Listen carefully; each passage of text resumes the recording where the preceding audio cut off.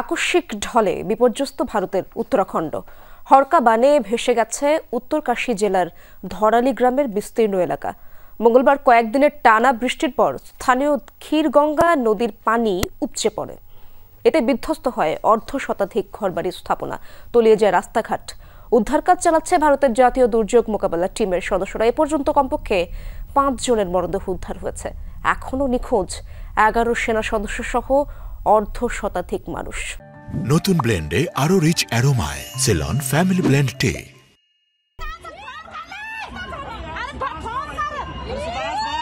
তীব্র গতিতে নেমে আসছে পাহাড়ি ঢল, পূর্ণ শক্তিতে ভাসিয়ে নিয়ে যাচ্ছে বাড়িঘর, রাস্তাঘাট সহ পাহাড়ের পাদদেশ ঘেঁষা গ্রামটি। মানুষের চিৎকার, হাহাকার, আর্তনাদ। ভয়াবহ এ দৃশ্য ভারতের উত্তরাখণ্ডের ধরালি গ্রামের। ক্ষীরগঙ্গা নদীর অববাহিকায় গ্রামটির অবস্থান। স্বল্প সময়ে প্রচুর বৃষ্টিপাত হওয়ায় বিপদসীমা পেরিয়েছে নদীটির পানির উচ্চতা। আকস্মিক বন্যায় প্লাবিত হয় ধরালি গ্রামের বিস্তীর্ণ এলাকা। বিধ্বস্ত হয় অর্ধশতাধিক ঘরবাড়ি ও স্থাপনা। রাস্তাঘাট তলিয়ে যাওয়ায় বিচ্ছিন্ন হয়ে পড়ে যোগাযোগ ব্যবস্থাও। হিন্দু ধর্মাবলম্বীদের তীর্থস্থান গঙ্গোত্রী যাওয়ার পথেই পড়ে গ্রামটি। রয়েছে প্রচুর হোটেল আর হোমস্টে। কর্তৃপক্ষ জানায়, সারা বছরই গ্রামটিতে মানুষের আনাগোনা থাকায় হতাহতের সংখ্যা আরও বৃদ্ধির আশঙ্কা রয়েছে। বন্যার কবলে পড়ে পাশেই অবস্থিত হারশিল সেনা ক্যাম্পও।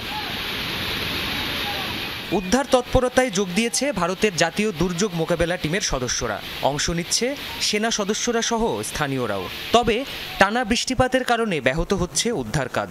ঘটনাস্থল পরিদর্শন করেছেন উত্তরাখণ্ডের মুখ্যমন্ত্রী পুষ্কর সিং ধামি। काफी ज्यादा मौसम खराब होने के कारण से আবহাওয়া অনেক বেশি খারাপ হওয়ায় উদ্ধার কাজ বেশ কঠিন হয়ে পড়েছে। রাস্তাঘাট ও ব্রিজ ক্ষতিগ্রস্ত হওয়ায় অনেক স্থানেই যোগাযোগ বিচ্ছিন্ন হয়ে পড়েছে। তবুও উদ্ধার কাজে নিয়োজিত সকলে প্রাণপণ চেষ্টা চালিয়ে যাচ্ছে। এখন অবধি বেশ কয়েকজনকে উদ্ধার করা হয়েছে। ভারী বৃষ্টিপাত চলমান থাকায় অঞ্চলটিতে রেড অ্যালার্ট জারি করেছে প্রশাসন। রাজ্যটির চামোলি, আলমোড়া ও হরিদ্বার সহ বেশ কয়েকটি এলাকায় বন্ধ রাখা হয়েছে শিক্ষা প্রতিষ্ঠান। প্রাণপ্রতিম কুণ্ডু, যমুনা নিউজ।